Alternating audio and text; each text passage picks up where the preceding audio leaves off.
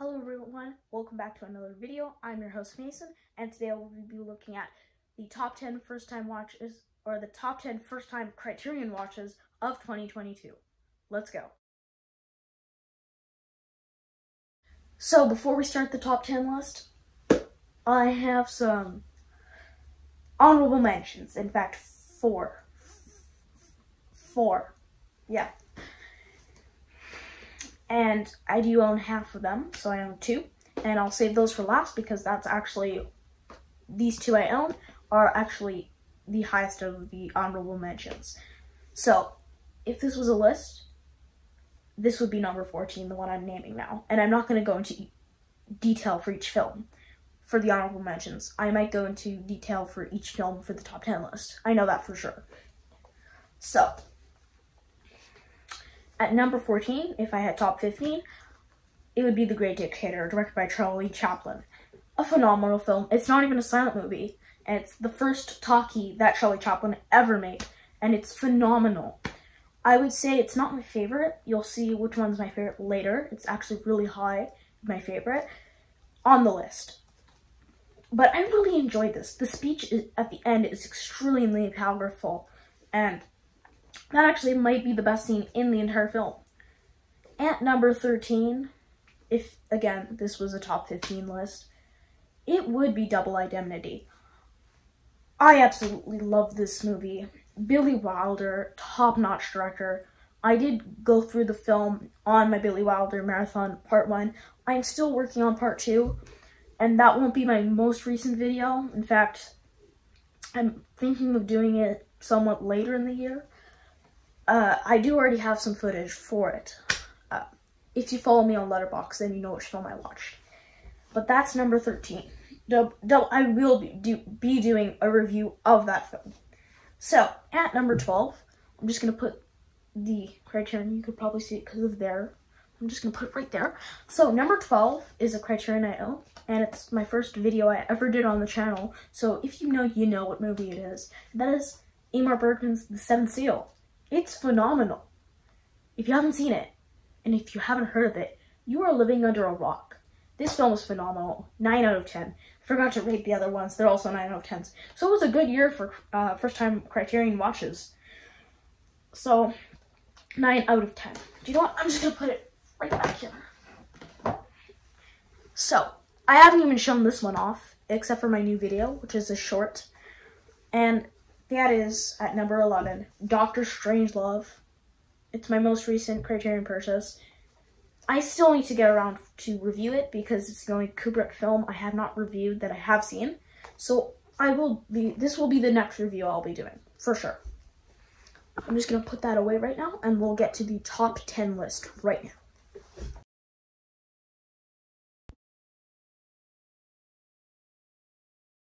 Okay, I kind of cheated here, because The Third Man is out of print on the Criterion website.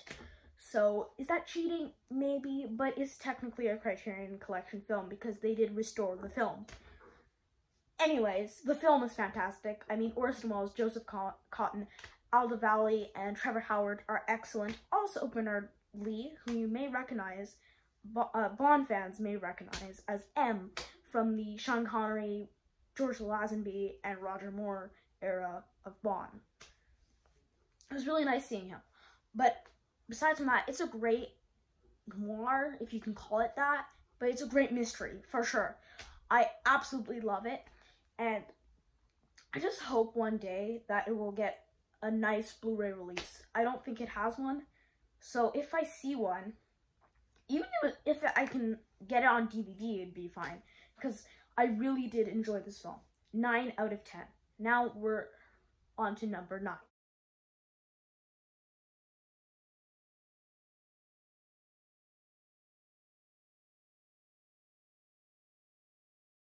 This is the first film that we're talking about in this top 10 list I own. And this was my last watch for the entire year of 2022. I really wanted to watch this film for a while, and it stood out really in the entire Criterion catalog as a film I really wanted to own and watch. And it really lived up to my expectations I do have a review of this film on the channel, so if you want to hear more about the film, go watch that video. It's actually my most recent one. But anyways, the performances are top-notch. James Stewart, like I said in the video, the full-length video on the film, like a review just about this movie. I said he was perfect in this movie. He was the only perfect performance. I did not love everyone's performances in this movie. All of them were good or great. I think Lee Remick and Ben Gazzara were great. And I did like Arthur O'Connell and Eve Arden. But the strengths of the film were its acting, for sure, its storytelling, and the music by Duke Ellington. Wow. And for it being the last Criterion Watch and the last watch of the year, and it made it to the top 10, that is phenomenal. Absolutely phenomenal. So now we're on to number 8.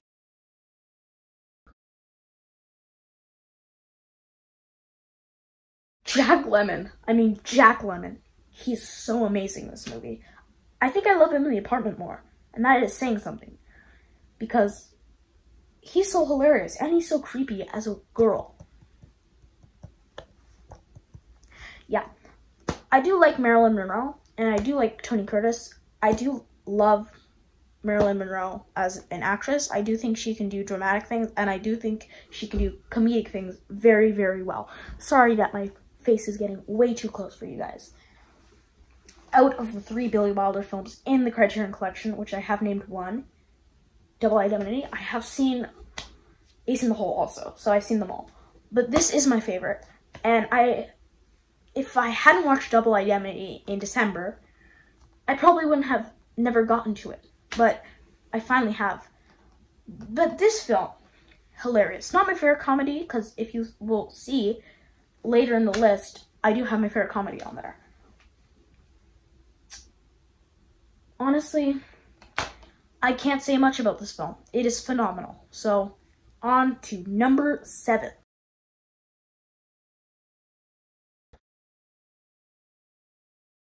Not only is Akira Kurosawa's Hayao my favorite from the director, but it's my favorite foreign film of all time.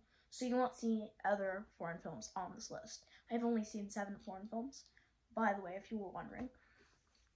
And this film was really, really good. I mean, honestly.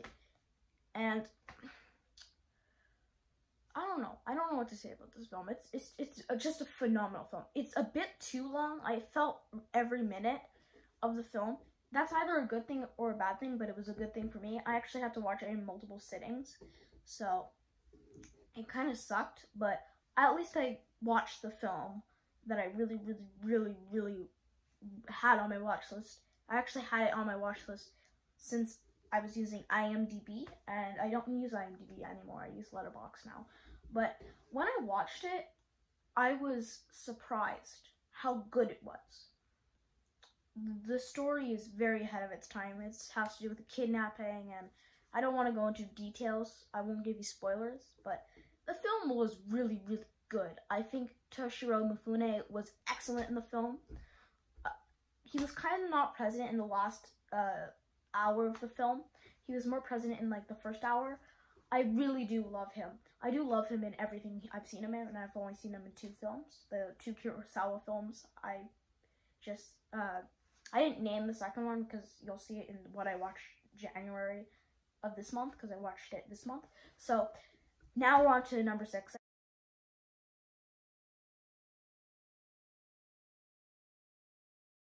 Alfred Hitchcock's Notorious. I love this movie. It's better on a rewatch for me. Honestly, I used to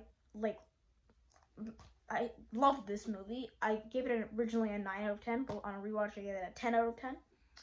It probably would have made the list if I hadn't rewatched it, but it probably would have been not as high as it is here. It nearly cracked the top 5, so pretty good. I love Cary Grant in this movie, but I do love Ingrid Bergman more. I think she gives one of my favorite female performances ever.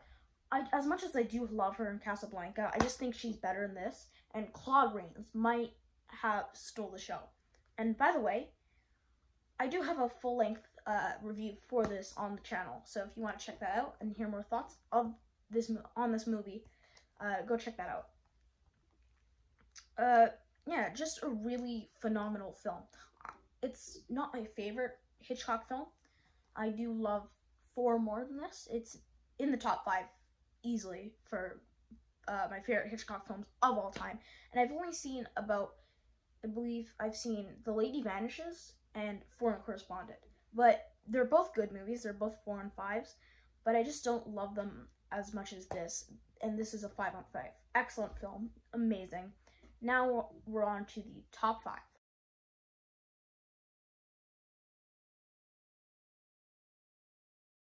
If Sherlock Jr., not Sherlock Holmes, but if Sherlock Jr. was a Criterion, it probably would have not beat it, but it would probably make the list. And only Buster Keaton's The Cameraman is in the Criterion Collection. I have not seen it, and I will try this year. Oh, and I forgot, Sherlock Jr. was a watch for this year, so it couldn't have if it was a Criterion. But this is my favorite silent film of all time. Unless I watch Modern Times, I don't think it's gonna be beaten. Because this film is hilarious. Charlie Chaplin, his comedy is sometimes really, really funny, and then sometimes it's really, really annoying. None of it was like repetitive comedy here, where it was like really annoying. But the Great Dictator, I believe, which was in the honorable mentions, the comedy was a bit too repetitive, especially the train scene. If you know, you know that scene. Yeah, but City Lights was really good. It wasn't long. It didn't even feel long. It was actually like 86 minutes, and I will try to get the Criterion. I really want it. It's one that I've been trying to get for a long time. But this film was just hilarious, and I've only seen 3 Chaplin films: The Kid, this, and The Great Dictator. I will try to watch The Gold Rush, Monsieur Verdoux, The Circus, and Modern Times, of course. But besides from that, I have really nothing to say about it. It's just an excellent movie. 10 out of 10. Now on to the number 4.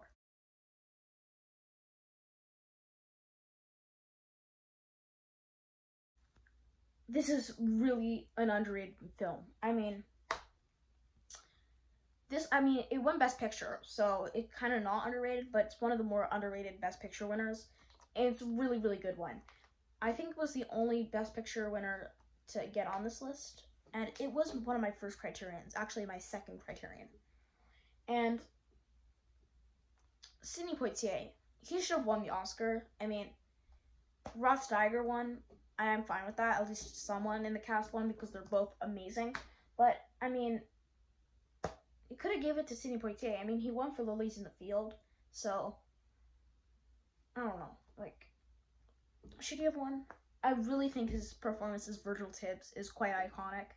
And, you know, this is one of the greatest films ever made, for me, at least. It's top 25 for me.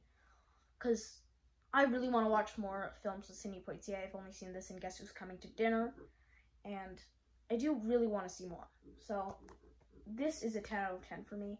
And we're cracking the top 3 right now. So, let's get to number 3.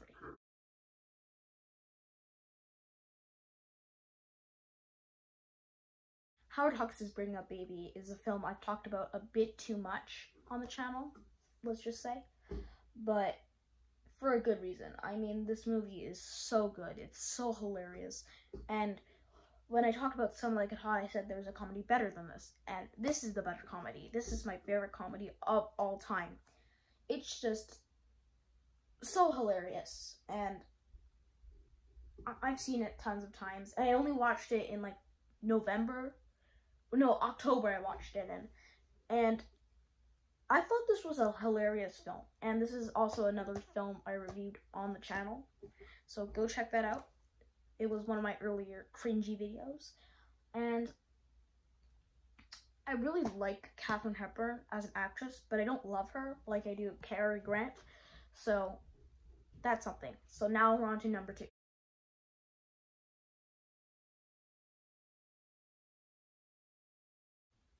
If Kubrick didn't make it multiple times on the list, he made it like at least top 2, maybe even number 1. I mean, this film is phenomenal. Like, I have a review on the channel, if you're wondering, for my Kubrick series. But this film, Kirk Douglas, man, gives a phenomenal performance. Might even give like the best performance in a Kubrick film, besides Jack Nicholson, because I do love him as Jack Torrance. But this is the greatest war film ever put to screen. Now I'm thinking about that because, yeah, it is. Really, really it is. Because it's a phenomenal, phenomenal film. These two could have been tied, basically, because they're so perfect, actually. They're perfect. They're phenomenal, phenomenal films that, I don't know, I just love this film. Kubrick's first masterpiece, easily. We got an insight for more to come. I mean, his next two were like, Spartacus was pretty good, but then Lolita was okay. And then he came back with Dr. Strangelove, of course, blah, blah, blah. The rest is history. But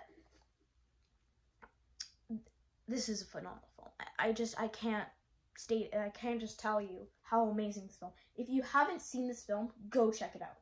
I mean, it's my highest recommendation. This and number one. If you don't own a Criterion, you should purchase, and you don't know what to buy, these are the two you should purchase. Now we're on to the moment you've been waiting for, the best Criterion watch of 2022.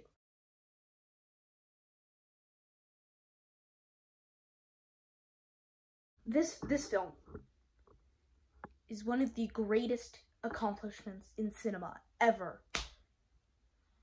Not only is it the greatest watch for Criterion's, but greatest Criterion watch of 2022, it's one of the greatest first-time watches of this year.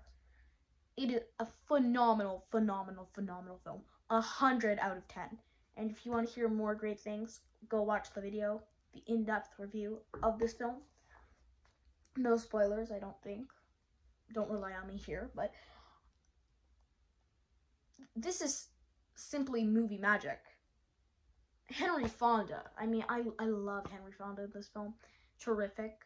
I have to watch The Ribs of Wrath and On Golden Pond because I really want to watch those two. Yeah, 12 Angry Men. Just a masterpiece of cinema. I don't really have much to say about this film. Then it's one of the greatest Criterions ever. Maybe the greatest Criterion ever released. So, if you liked this video, like and subscribe.